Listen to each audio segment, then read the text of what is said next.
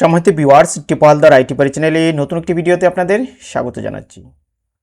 বর্তমান সময়ে অনলাইনে আমরা অনেকেই রিটার্ন দাখিল করেছি, কিন্তু যারাই অনলাইনে রিটার্ন দাখিল করছেন সেই রিটার্ন থেকে বর্তমান সরকার ৭২,৩৪১টি ফাইল তারা অডিটের জন্য সিলেকশন করেছেন এবং এই সিলেকশন করার ক্ষেত্রে তারা কি নির্দেশনা দিচ্ছেন তা আমরা একটু দেখে নেই এবং আপনার ফাইলটি এই অডিট সিলেকশন লিস্টে আছে কিনা তা আপনারা চেক করে নিতে পারবেন আজকের এই ভিডিও থেকে।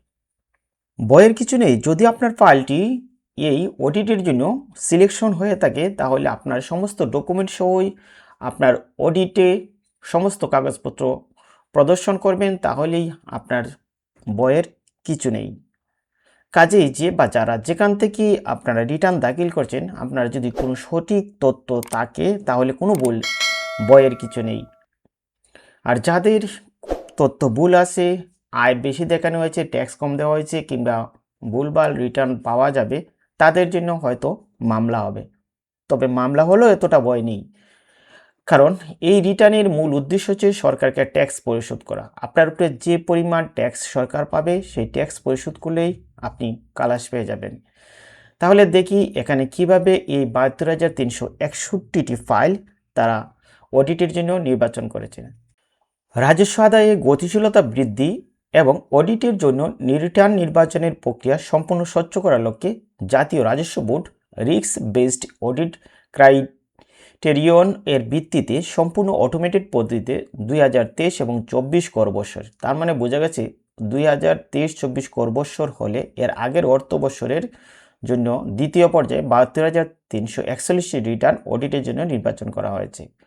এই যে অডিটের নির্বাচন করা হয়েছে, সেক্ষেত্রে আরেকটা বিষয় বলা হচ্ছে প্রত্যেক সার্কেলের জন্য সর্বোচ্চ ২০০ এবং সর্বনিম্ন ২০ জন করদাতাকে অডিটের জন্য নির্বাচন করা হয়েছে। মানে একটি সার্কেলে সর্বোচ্চ ২০০ জন আর সর্বনিম্ন ২০ জন, সেটাও করা হয়েছে তাদের স্বয়ংক্রিয় পদ্ধতিতে।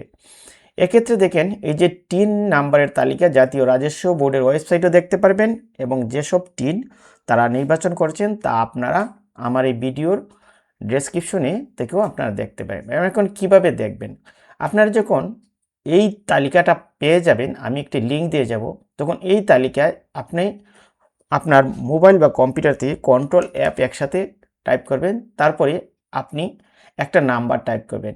আপনার যে টিন নাম্বারটি আছে সেই নাম্বারটি এখানে টাইপ করবেন। ধরেন আমি একটা নাম্বার টাইপ করি, যদি ওই নাম্বারটি থাকে তাহলে তারা অটোমেটিক দেখিয়ে দেবে। দেখেন আমি টাইপ করছি 7822, তারপরে 9123, তারপরে 1739। দেখেন এই নাম্বারটি আসে এবং এখানে দেখাচ্ছে 1/1। এই যে 1/1 মানে এই নামে একটা নাম্বার পাওয়া গেছে, যে নাম্বারটি দেখেন এখানে সিলেকশন দেখাচ্ছে, এই যে এখানে সিলেকশন দেখাচ্ছে, দেখতে পাচ্ছেন একে সবার উপরে বাম দিকে। এভাবেই আপনার যদি থাকে তাহলে দেখাবে। আবার যদি আপনার না থাকে, আমি আরেকটি নাম্বার টাইপ করছি, তখন আপনি দেখবেন আপনার নামে 00 দেখাচ্ছে। অর্থাৎ আপনার যদি কোনো নাম্বার না থাকে তাহলে তারা দেখাবে 0। দেখেন এই নাম্বারটা যেমন টাইপ করলাম, এখানে দেখাচ্ছে 0/0, অর্থাৎ এই নাম্বারটি অডিটের জন্য নির্বাচিত নয়।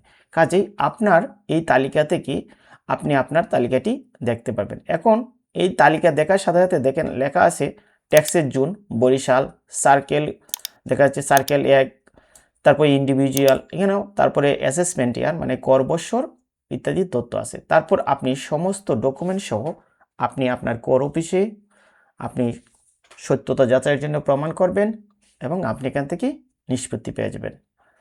তাহলে ভিউয়ার্স, এইভাবেই আপনারা আমার ভিডিও লিঙ্ক থেকে এই তালিকাটি দেখে নিন এবং আপনার নামটি যেন এই অডিট লিস্টে না থাকে সেই প্রত্যাশা করি। আর যদি থাকে তাহলে আপনারা অবশ্যই যথাযথ ডকুমেন্ট প্রদর্শনের মাধ্যমে এই অডিট লিস্ট থেকে নিষ্পত্তি পাবেন এই আশা ব্যক্ত করি। ধন্যবাদ সবাইকে, দেখা হবে অন্য কোনো ভিডিওতে।